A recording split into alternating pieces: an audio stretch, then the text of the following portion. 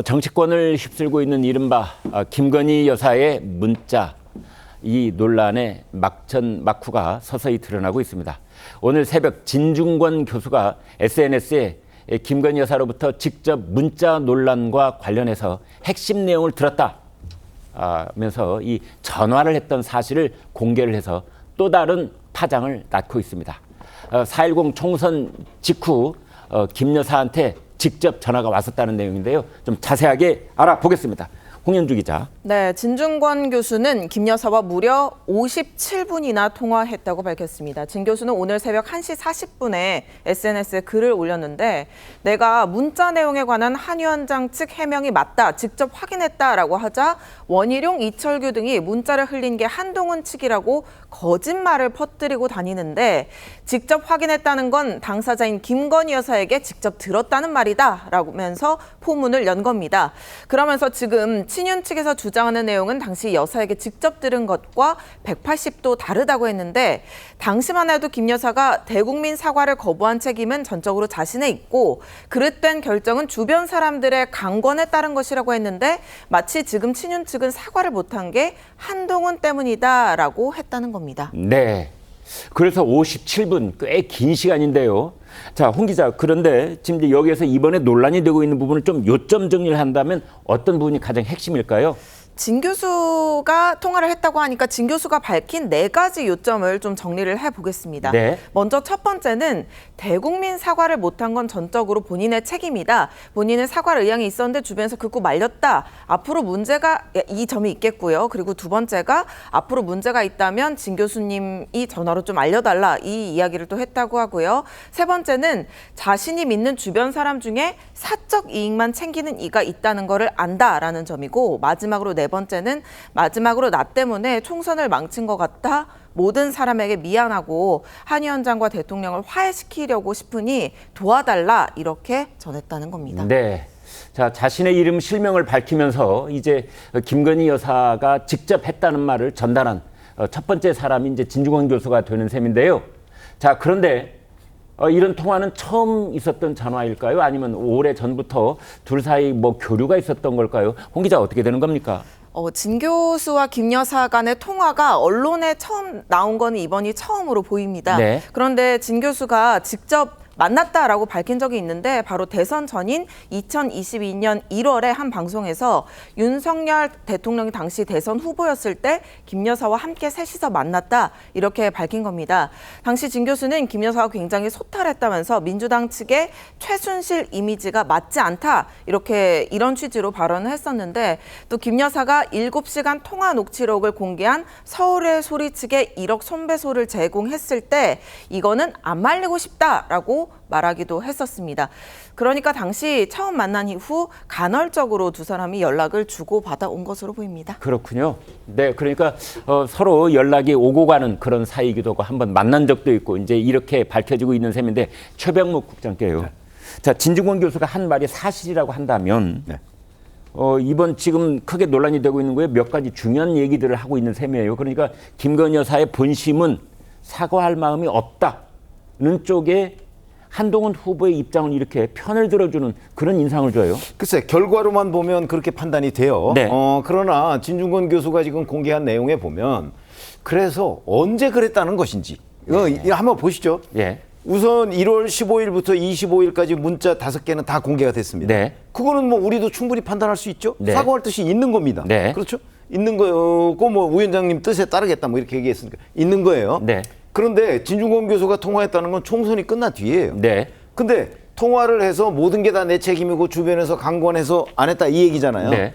이거는 그러면 1월 15일부터 25일 그 사이의 일인지 아니면 25일부터 대통령이 그 KBS 대담을 한 2월 뭐 9일인가 8일인가 그때까지의 일인지 네. 분명하지가 않죠. 그러니까 이게 이럴 수 있다는 얘기예요.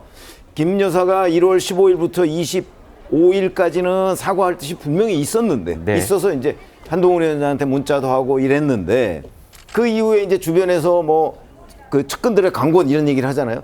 그 사람들이 이거 사과하면 안 됩니다라고 해서 이제 고민하다가 결국 사과를 안 했을 가능성이 저는 가장 높다고 보거든요. 예. 그렇다면 지금 진중권 교수 말 맞는 거죠. 맞는 건데 1월 15일부터 25일 사이의 시점은 안 맞는 거죠. 저는 그렇게 판단을 합니다. 그래서 중간에 그러니까 사과할 뜻이 있다가 주변이 강권에 따라서 이게 다시 그 유턴을 하는 과정, 이 부분이 진중권 교수 통화에는 나와 있지 않다는 거죠. 그게 언제쯤이냐? 그렇죠. 그게 굉장히 중요하죠. 1월이냐, 2월이냐? 아니 1월 15일, 뭐 25일 요 사이냐? 아니면 1월 25일부터 2월 한 7, 8일 요 사이냐?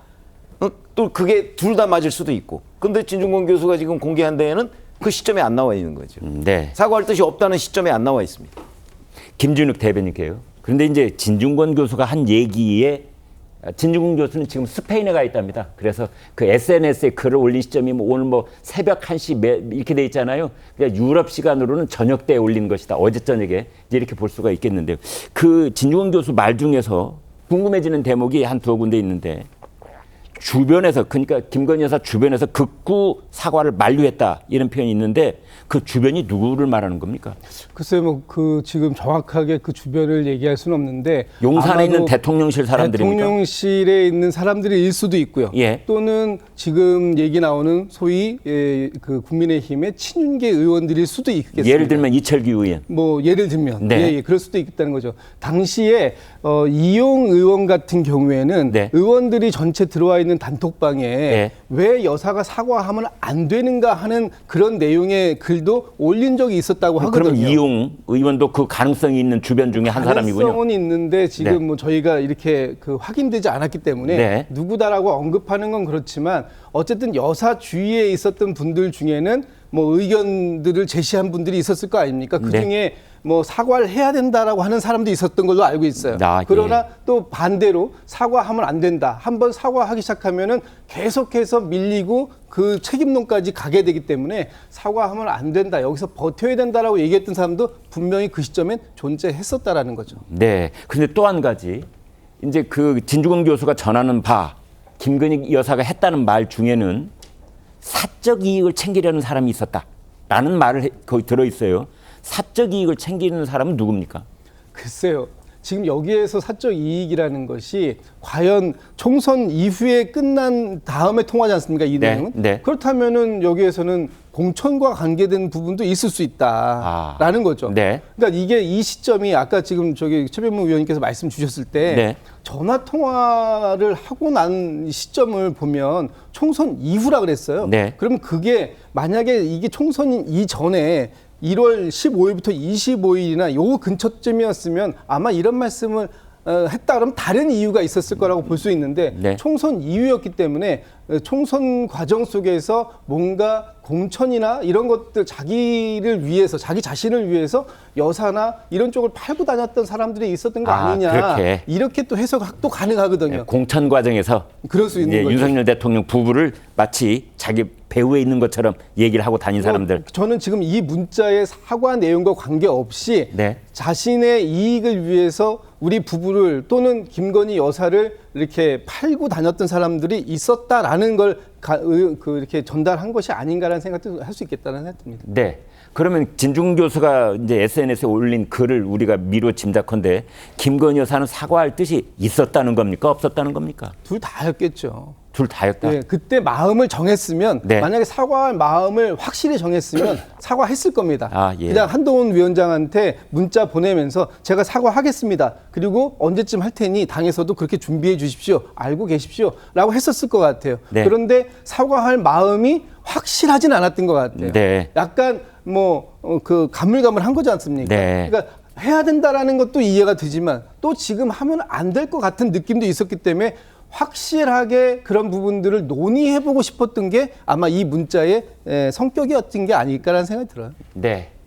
아마 그런 이제 고민을 계속했던 시기가 아니었는가 이렇게 짐작은 됩니다. 이 사람한테 이런 말 듣고 저 사람한테 또 저런 말 듣고 아침 다르고 저녁 다르고 또 어제까지 생각이 오늘 바뀌기도 하고 뭐 보통 사람도 그렇고 김건희 여사도 아마 그런 시간이 좀 흘러가는 때가 있었다고 볼 수가 있겠습니다.